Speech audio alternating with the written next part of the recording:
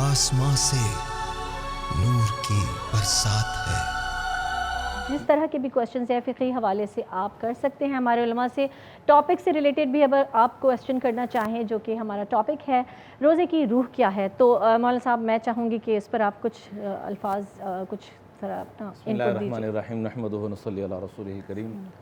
यहाँ मैं अल्लामा इक़बाल साहब रहमतुल्लाह अलैह जिनके अक्सर अशार को जब हम पढ़ते हैं तो यूँ महसूस होता है कि हर शेर जैसे समुंदर को कूज़े में बंद कर दिया। ऐसा ही है। अल्लामा साहब का एक शेर है, खिर्द ने कह दिया ला इलाह तो क्या हासिल। खिर्द ने कह दिया, खिर्द कहते हैं बड़े समझदार फ़िलासफ़र को, दाना को, जो सब कुछ समझता हो। खिर्द ने कह दिया ला इलाह तो क्या हासिल, दिलो निगाह मुसलमान नहीं तो कुछ भी नहीं। सुभान अल्लाह। असल में तो जलवत और खलवत का खौफ, रब का खौफ नसीब हो जाए, जलवत में और खलवत में। पीरान पीर अब्दुल कादिर जीलानी रहमतुल्लाह अलैह, हमारे माँ बाप उन पर क़ुरबान, क्या अजीम हस्ती थी। फरमाया करते थे कि मेरे वालिद मोहतरम ये कहते थे कि बेटा दुनिया आखिरत की सबसे बड़ी अगर नेमत लेनी है, दुनिया आखिरत की सबसे बड़ी अगर नेमत लेनी है तो एक काम करना, अहले बैत से दिली तौर पर मोहब्बत करना और उनके नामों पे नाम रखना। रब तुम्हें दुनिया आखिरत की सबसे बड़ी नेमत मरते वक़्त कलमा नसीब फरमा देंगे। क्या बात। तो पीरान पीर अब्दुल कादिर जीलानी रहमतुल्लाह अलैह फरमाया करते थे कि अगर किसी ने खलवत देखनी है, अगर किसी ने जलवत देखनी है या खलवत देखनी है, तन्हाई देखनी है, तो आए मेरे पास आके मेरी तन्हाई देख ले, मैं बताता हूँ तन्हाई कैसे गुजारते। क्या बात, क्या बात। तो ये बड़े ही ऐसी बड़ी बातें कर सकते थे।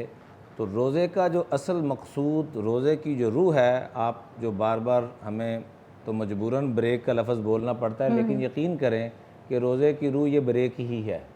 एक आपके पास 10 करोड़ की गाड़ी हो, उसकी ब्रेक फेल हो, तो आप उस गाड़ी पे बैठना पसंद नहीं करेंगे, उस पर सफ़र करना पसंद नहीं करेंगे।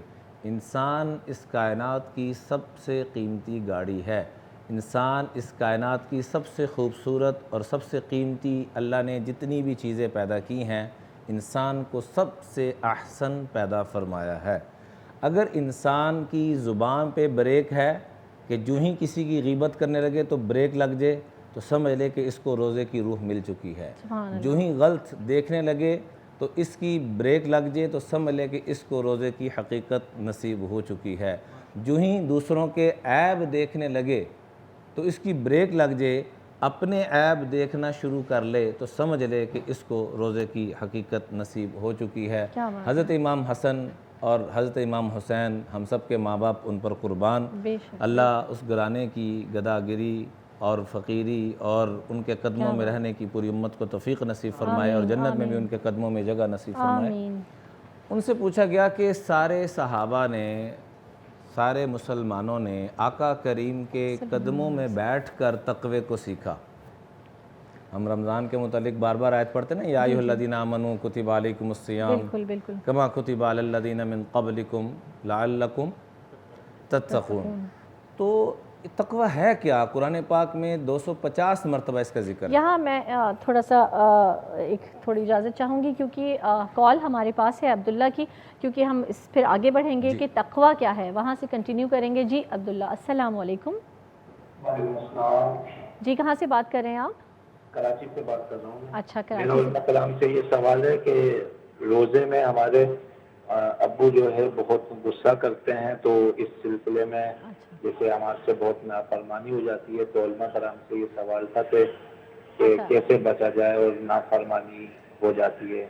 इस हवाले से मेरा सवाल था उलमा कराम से। बहुत शुक्रिया आपकी कॉल का। देखें, यहीं आपने अभी तक़वा की बात की, तो मेरे ख्याल में इस सवाल से ही कनेक्ट करते हैं कि रोज़े में इनके वालिद साहब जो हैं वो गुस्सा बहुत ज़्यादा करते हैं। रोज़े में गुस्सा करें या गैर रोज़े में गुस्सा करें, वालिदैन के सामने अगर एक मरतबा भी ज़िंदगी पूरी में उफ़ कर लिया, चाहे वो इमाम काबा क्यों नहीं है, तो अल्लाह का कुरान ये कहता है कि मैं उसकी, अल्लाह का फ़रमान ये कहता है और आका करीम की अहादीस ये हमें रोशनी मिलती है, ला तक़ुल लहुमा उफ़, कि एक मरतबा भी उफ़ कह दिया, रोज़े तो छोड़िए پوری زندگی نہیں ہزاروں سال کی عبادت پہ اللہ پانی پھیر دیتے ہیں. پر وہ جو سوال ہے ہمارا انہوں نے روزے کی کیونکہ حالت میں ہم جب تقویٰ کی بات کرتے ہیں تو روزہ غصہ جب کر رہے ہیں وہ تو غصہ اگر کوئی کرتا ہے تو کیا آپ کہیں گے کہ کیا چیزیں ایسی ہونی چاہیے کہ جو وہ کنٹرول کریں غصہ, اور وہ تقوی والی کیفیت تو پھر نہیں آ پائے گی نا کہ اگر غصہ کر لیا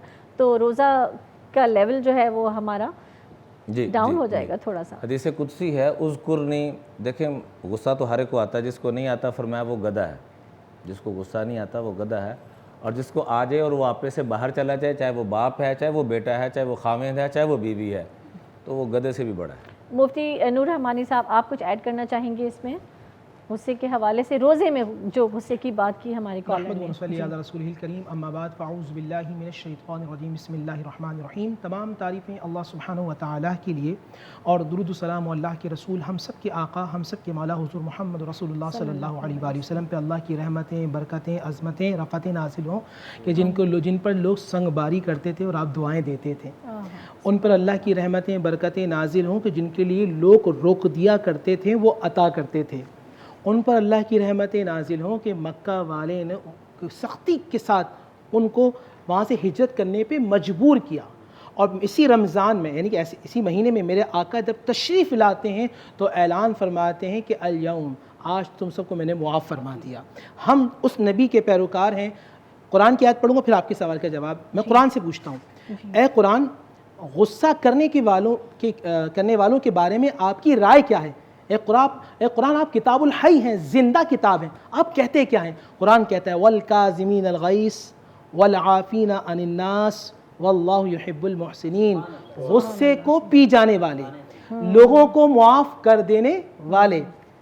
ان اللہ یحب المحسنین, میں اللہ ایسوں سے محبت کرتا ہوں. ابھی بات امام حسن کی چل رہی تھی. امام حسن رضی اللہ تعالیٰ موجود ہیں اور دسترخوان سجا ہوا ہے. یہ اہل بیت کا گھرانہ ہے, یہاں دسترخوان سجا ہوا ہوتا ہے اور ہمیشہ سے کچھ نہ کچھ مل رہا ہوتا ہے. کبھی قرآن کا نور مل رہا ہوتا ہے, کبھی حدیث کا نور مل رہا ہوتا ہے, کبھی فقہ کا نور مل رہا ہوتا ہے, کبھی روحانی غذا مل رہی ہوتی ہے, کبھی جسمانی غذا مل رہی ہوتی ہے. دسترخوان سجا ہوا ہے, باندی آ رہی ہے اور وہ باندی بھی علی کے گھر کی ہے. کٹورے میں گرم شوربہ ہے اور پاؤں پھسلتا ہے, اور مولا کائنات کے لخت جگر, فاطمۃ الزہرا کے لخت جگر, سیدنا امام محمد رسول اللہ صلی اللہ علیہ وسلم کے بہت ہی پیارے نواسے امام حسن بن علی کے اوپر گر جاتا ہے. اگر مجھ پہ گرتا تو میری کیفیت کیا ہوتی؟ امام حسن بن علی نے اسے دیکھا, اس علی کے گھر کی باندی نے فوراً قرآن کی آیت پڑھی والکاظمین الغیظ, غصے کو پی جانے والے. آپ نے مسکرا کر دیکھا, فرمایا میں نے غصہ ختم کر دیا. کیا بات ہے. والعافین عن الناس, لوگوں کو معاف کر دینے والے, فرمایا میں نے تجھے معاف کر دیا. ان اللہ یحب المحسنین, فرمانا میں نے تجھے آزاد بھی کر دیا. اب رہا جس طرح میرے بھائی کہہ رہے تھے عمران بھائی کہ والدین کے ساتھ سختی کا معاملہ یا والدین کو جواب دینا, ایک سب سے بڑا جو مسئلہ اس زمانے کے اندر آ رہا ہے وہ والدین تعلیم پہ توجہ دیتے, تربیت پہ نہیں دیتے. اگر تربیت پر توجہ ہو, علی اور فاطمہ توجہ دیتے ہیں اور تربیت دیتے ہیں, تعلیم دیتے ہیں, تو بیٹے حسن و حسین بنتے ہیں.